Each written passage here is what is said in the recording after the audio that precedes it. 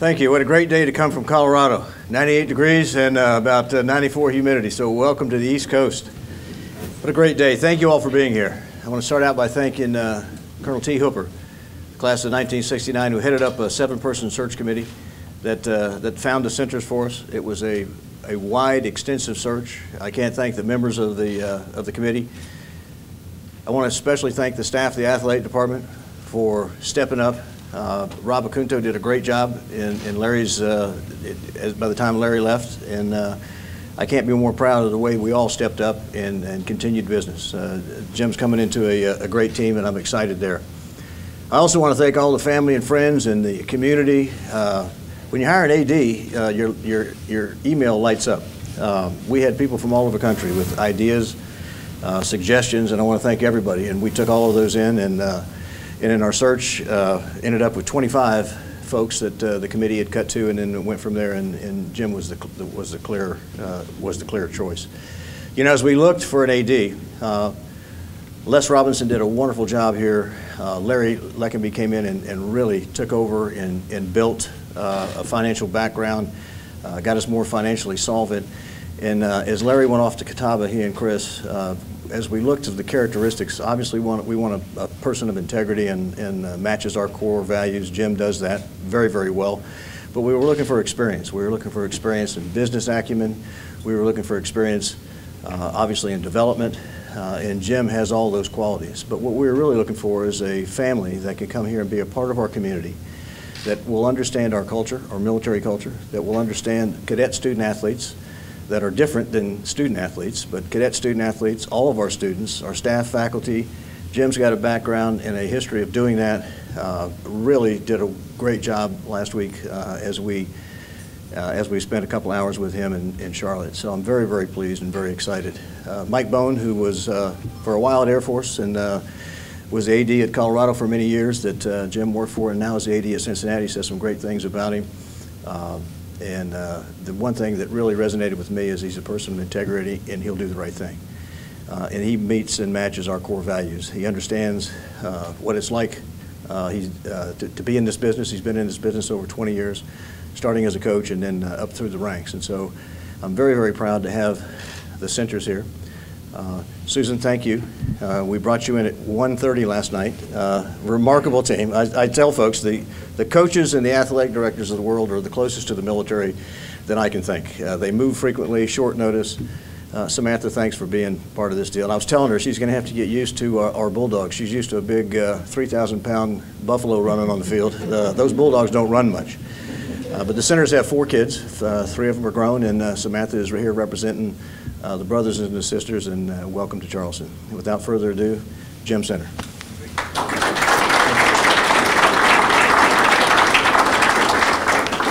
Well, good afternoon. It's an honor and a privilege to be here today. I'm just going to set my notes down here. This is, as the General said just a little bit ago, it's been a whirlwind, and we've had a great morning already. But let me start out by saying, first of all, we're very, very honored to be here, and we're very, very excited to be here. Can't wait to get started. As we get going in this process, I know this, I've got a lot to learn, but I want to start out doing a few thank yous to some folks.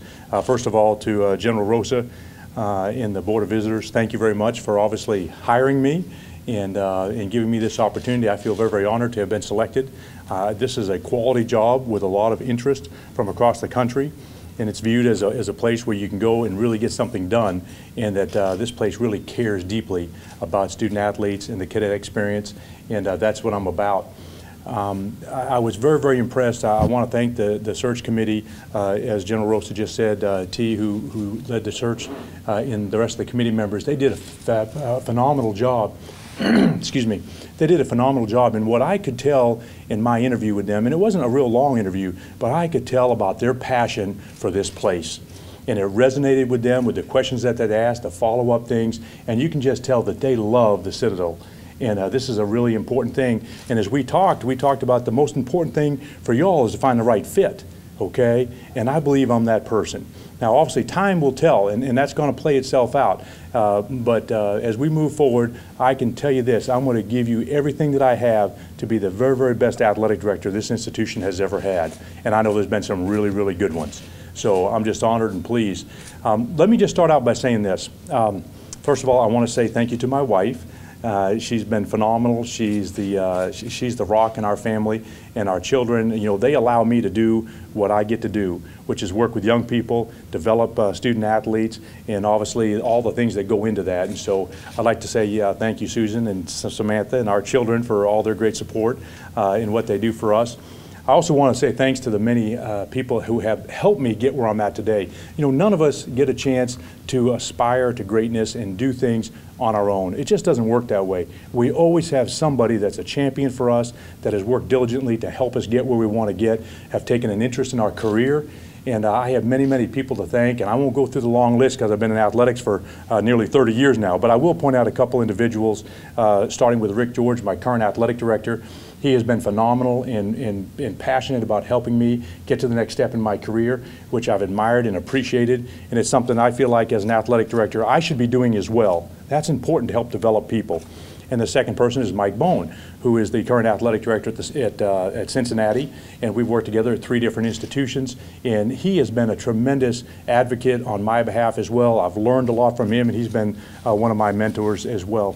So once again, we're not an island, and we can't get to where we want to get without the help of somebody else. So I just want to say thank you to those individuals. I also want to say thanks to Bob Bodine. For those of you who don't know who Bob is, Eastman and Bodine, it's an executive search firm. They are one of the premier, if not the premier, executive search firm for college athletics and even professional athletics in the country. Bob does a phenomenal job. I want to thank his top aide, Kevin Gall, who was an integral part of everything that happened during the search process. But you know, when Bob called Rick George, my athletic director, and said, hey, Jim's name keeps coming up from several different people. I wonder if he'd be interested in the Citadel position. To be honest with you, I didn't know the Citadel position was open. And so Bob gave me a call. And you know, the infectiousness in his demeanor, his attitude about this position, the leadership in General Rosen, the leadership team here was contagious. It was really, really neat to see. And because Bob does quality searches, I thought, you know what, this is something I really need to take a look at. So I took the whole weekend and I just dove into what I could find online about the Citadel experience. That's what's really cool about the time period we live in today. You can find out anything about anybody or any place that you want to in about 3 seconds. So as I started to peel the onion a little bit, I just kept thinking, wow, this is amazing. And so that's why I'm standing before you today. And I'll get into that in just a second. But excuse me, let me just take a drink of water here. Just 1 second. The number one question that I've received so far from some of the media that have asked me, gosh, why the Citadel? Why Charleston, South Carolina? And I'm just going to tell you several different things about why and how that had an impact on me. I came in the day before the interview, and I spent about 5 or 6 hours on this campus, and I walked nearly every inch of it. I didn't go into every single building. I didn't go into the general's quarter one, and I didn't go into his office, but I went a lot of places. And it's amazing when you're anonymous and you don't, no one knows who you are, and they don't know what your agenda is. When you look and you see and you ask questions and you just listen, it is amazing what you can find out. So I walked all the way around this campus, all the way around this stadium. I could not find one single piece of trash. Not a cigarette butt, not a straw, not a bottle top, nothing. Okay, I'm thinking, this is amazing. How in the world do they do this? You know what that tells me? The people have pride in this institution. They have pride in this place. All right, that's just not grounds and maintenance going around picking up everything. It's because you, all right, the community of the Citadel in the core, it makes a difference here. They want to do things that are uncommon. That was very striking, very appealing to me right off the get-go. I had a chance to, I met this young man just walking into the bookstore this morning in Mark Clark Hall, and he was the young man, he was talking and leading a little parent tour with some prospective students, or maybe they're going to be actually coming here in a couple of weeks.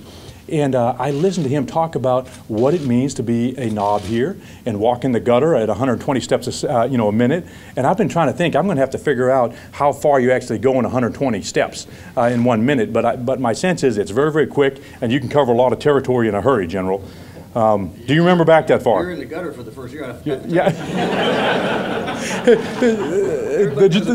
the general told me that on our interview, and I'm like, okay, first of all, when he said the gutter, I I thought, did he really just say we put the kids in the gutter? I kept thinking, that's the most crazy thing I've ever heard. And then it all kind of, it's clean and it came together.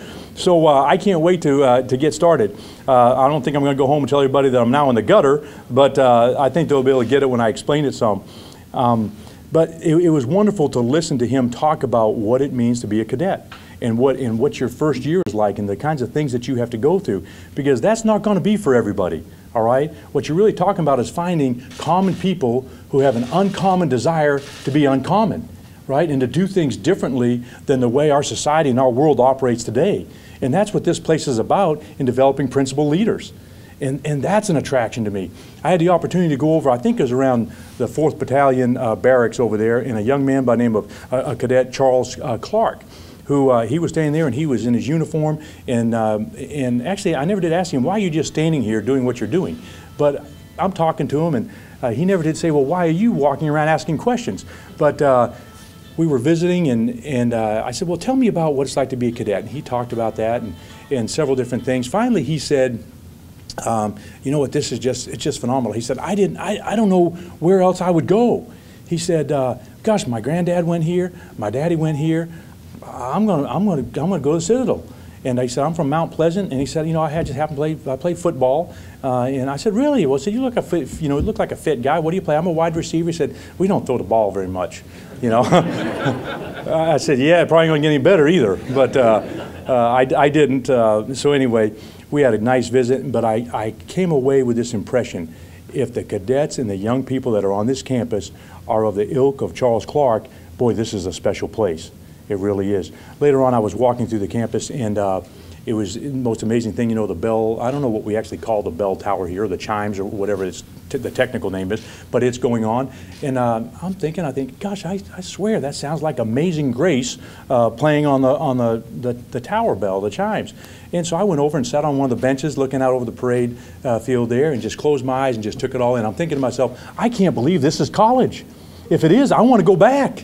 I mean, this is an amazing thing. Right? So I tell you, at every turn, I was just inspired by what I saw here and what I heard from people and the passion that people have for the Citadel and this great place. Let me tell you one other thing, two other things, and then we'll take questions. One thing, when I was looking at the history, and the athletic website's been down, I don't know if you all know that, but in college athletics, that's where we live, right? You go to somebody else's website, you look at all the people, you see how many people are in each unit, and you spend all this time looking at the bios and reading about everybody. So I'm at a distinct disadvantage because I don't know anybody, and no pictures, nothing. We're in the process of trying to figure all that out. So I'm on the website and I'm reading about the history of service to this country by cadets. Okay. And I'm not going to get the numbers exactly right, but it was somewhere close to 3,000, maybe even 4,000 individuals that I believe had been students at the Citadel during World War II. And if my Oklahoma math serves me correctly, there was only around 49 people that did not serve, that were cadets during that time period, that did not serve in World War II. Folks, I'm telling you, that's uncommon. That is amazing. Okay, so you begin to come away with this sense of what is this place about?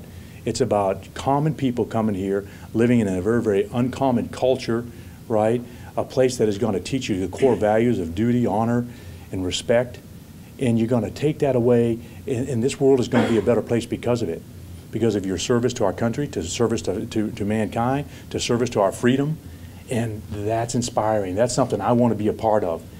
And so ultimately, Bob Bodine shares the job description with me, and I read it. And I tell you what, I couldn't have sat down and written a job description that more fit my strengths as an administrator, with my background, my skill set, and what I believe I can do and how I can have an impact at the Citadel. So that's why I'm here. That's why you guys are stuck with me. You didn't know that, but I can't wait to get started, and our family cannot wait to get moved here and get ingrained in the Citadel culture and be part of this family. So, with that, I'll open it up for questions.